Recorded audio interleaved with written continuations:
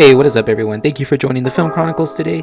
In this episode, I will be going over A Quiet Place 2. They just dropped the final trailer, so we'll be breaking that down and discussing some theories that I have for this movie. Maybe kind of going into spoiler territory, so just be warned. But before we get to that, thank you guys so much again for all the support just by clicking on any of these videos. Whether you're subscribed or not, it does help a lot. But to that point, if you are new to the channel, just be sure to hit that subscribe button. It's on your bottom right. Make sure to turn on that notification bell so that way you guys get all the new updates for the videos that I put out. Like I said in the other videos, they're going to be a lot more frequent now, so just expect new videos almost, every week. So with that intro out of the way, we could just get right into this trailer breakdown. So I'll be showing the previous trailer that they released last year, and then the new trailer that they just released today. So let's just get right into it. So with A Quiet Place Part 2, we'll be getting the main cast back, plus some additional cast members. So we obviously have Emily Blunt coming back as Evelyn Abbott, the mother of the family. We have Melissa Simmons coming back as Reagan Abbott, the deaf older daughter, and we have Noah Jupe coming back as Marcus Abbott, the son.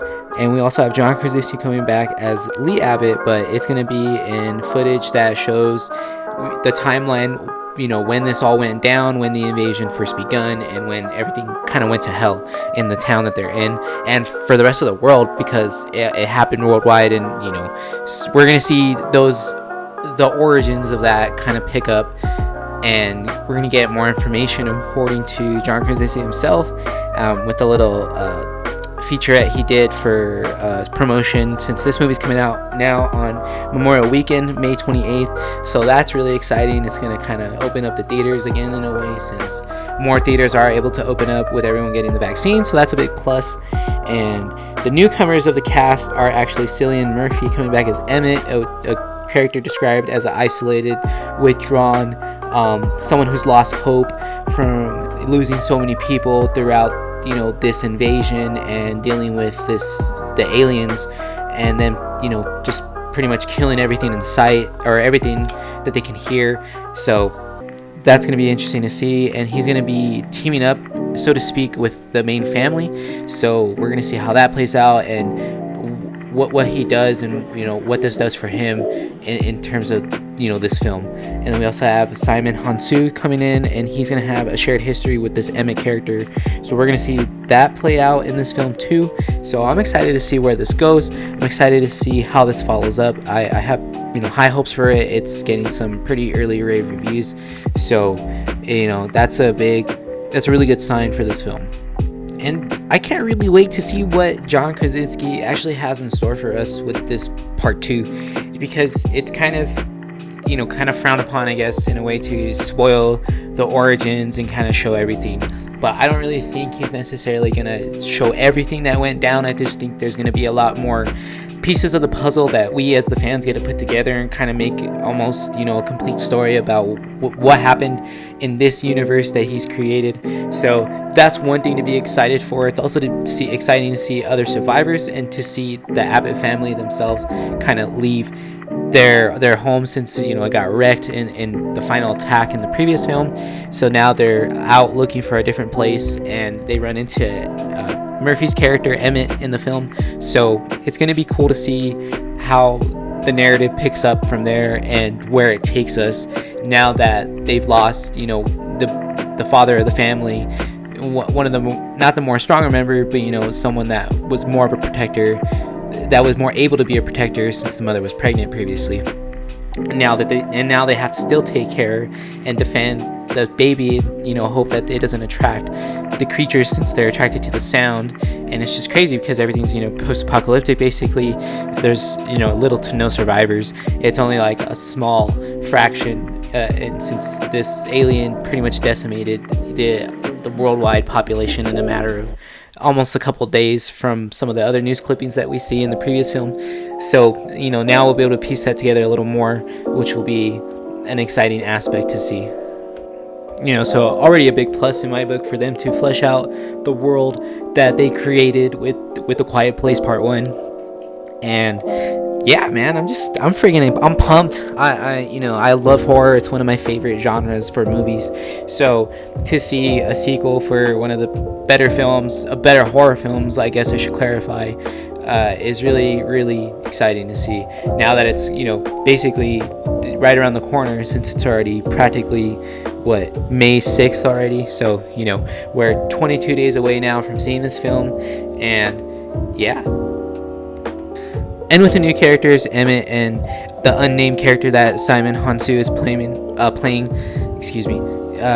it's going to flesh out the perspectives that we see now, since we only previously saw the Abbott's perspective. Now we're seeing these characters and what they went through. Specifically, it seems from the trailers more so Emmett, and then he kind of detached himself from whatever he and Simon had built. I'm assuming that they saved a lot of survivors and were able to kind of get away and maybe establish, you know, a safe haven of sorts. But then maybe, you know, it fell to shit and everything got attacked or whatever. I don't know. That's just pure speculation, so don't take that as, you know, verbatim fact. So I don't want you to get it twisted or anything like that. And we'll be able to see how that particular story fits into the events of the invasion, the events, you know, during the times that the Abbott family was rebuilding, kind of trying to survive during the apocalypse with their system.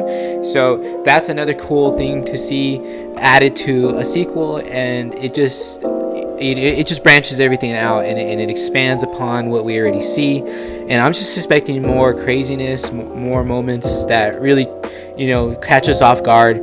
They did a really good job with the sound in A Quiet Place Part 1. I think that was a good utilization and a good showcase of how that really, you know, you could show what's going on in the film and also have it affect the audience by having us experience almost the same thing. And it was a fun experience. So we're going to see that times 10 in this film, and I can't wait. And I'm expecting some, you know, pretty crazy twists coming down with this film. I think they're really going to push the boundaries and push the rating that they have, which is PG-13, which kind of might turn people off in the sense that they want a rated R horror film. But I think you can really push that and show some, you know, really brutal moments. I mean, just think back to A Quiet Place Part 1, you know, with the opening scene of that film. And I won't really describe it, but, you know, if you know, you know, and it caught everyone off guard, and it was pretty brutal while also being off screen and cut away, you know, almost instantly the moment it happened. So we're going to see moments like that, I think, but really amped up and really, you know, made to really take the audience off guard and, you know, show them that horror is now, you know, back. Since we're getting a lot of really good horror films, and this is just another great addition to that collection that we're seeing and that rise again that we're seeing. So, you know, May 28th, we'll be seeing this film, Memorial Day weekend. If you're not able to see this film because you don't want to go and risk anything, and I understand, I get it, it's hard to kind of get a vaccine, it's getting pretty clogged, but I mean, it's there, so if you're able to get it and you want to, you know, go out and see the movie, do it. If not, it'll be available on the Paramount Plus streaming service 45 days after the theatrical release. So somewhere in late June, you'll be able to see it on your streaming at home if you want to wait till then.